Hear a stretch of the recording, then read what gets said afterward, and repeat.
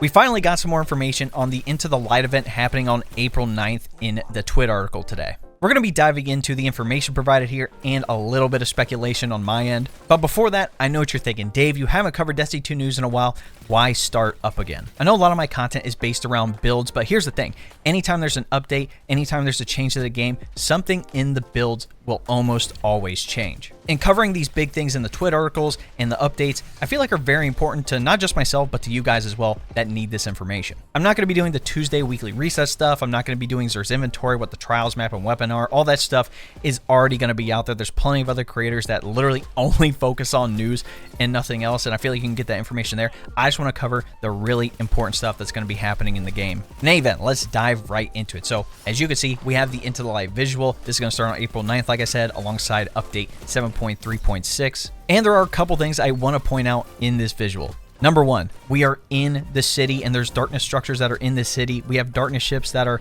literally above the tower. And as you can see here on the ground, we have a couple of turrets and they have the Vanguard logo on them. And as you can see, there's also this little barrier around our Guardians.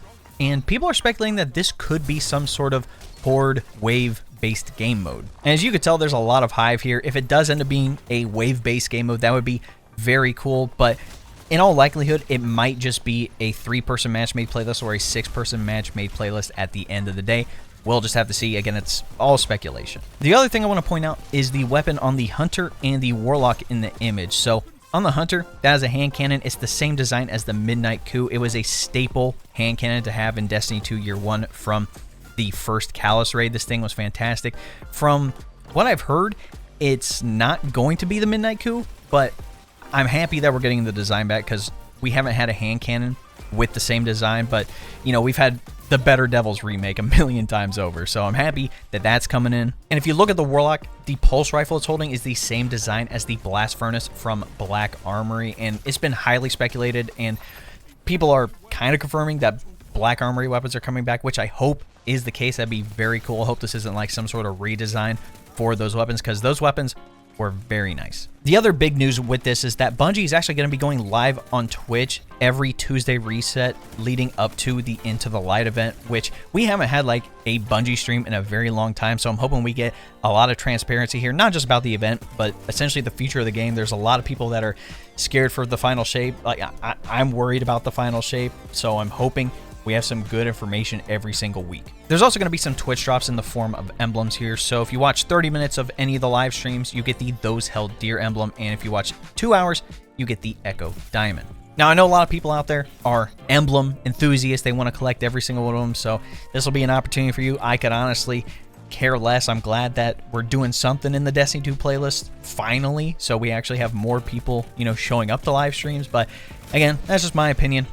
They're free emblems. One very important piece of information that they dropped in the TWID is that any weapon that you earn that's brand new from this season, anything from Prophecy, Guardian Games, Iron Banner, Trials of Osiris, and the new Nightfall weapons will all retroactively become enhanceable when the final shape drops, which means you can essentially get quote-unquote like enhanced craftable weapons from these regular weapons that you have now. So if you have any of these weapons, from Trials of Osiris, you have the Prophet Scout and the Summoner Auto Rifle. Iron Banner, you have the Tusk of the Boar Grenade Launcher and the Multi-Max CCX SMG.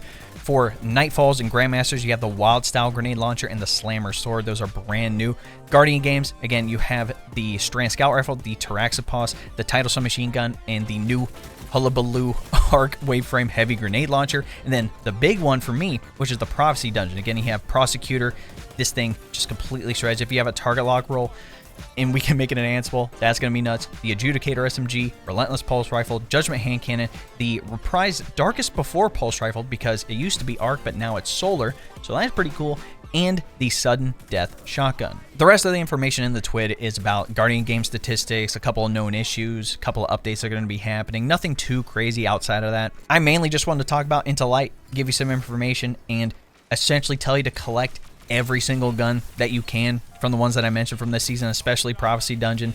Anytime that dungeon is farmable, I'm going to be helping people out on Twitch, so be sure to tune in whenever we're doing that. In any event, if what you saw was valuable or entertaining to you, be sure to drop a like on the video, subscribe to the channel, and turn on that notification bell so you don't miss out on any other gaming content that I drop here on the channel. Like I mentioned, we do live streams here on YouTube, Twitch, and TikTok all at the same time, a couple days a week. If you would like some updates, again, be sure to follow the Twitch, join the Discord, that link will be in the description. We do run Destiny 2 help, so if you do need help with GMs, dungeons, raids, whatever we're doing during the day and you want to hop in, again, hop in the chat, hop in the Discord, we can help you out. Last thing before I go, if you want to help support the channel even more, you can look into becoming a member. A membership is essentially a Twitch subscription, but on YouTube.